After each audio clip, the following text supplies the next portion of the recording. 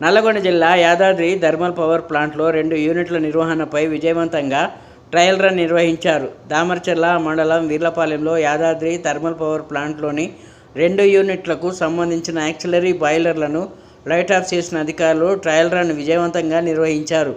మొత్తంగా 4000 మెగావాట్ల కెపాసిటీతో Yadadri thermal power plant ఏర్పాటు చేశారు. 2 యూనిట్ల ట్రయల్ రన్ సక్సెస్తో 1600 మెగావాట్ల విద్యుత్ ఉత్పత్తికి మార్గం సుగమమైంది. త్వరలోనే విద్యుత్ ఉత్పత్తి ప్రారంభించి గ్రిడ్కు అనుసంధానం చేయనున్నారు. ఇటీవలే యాదాద్రి థర్మల్ పవర్ ప్లాంట్కు కేంద్ర పర్యావరణ శాఖ సైతం అనుమతులు మంజూరు చేసింది.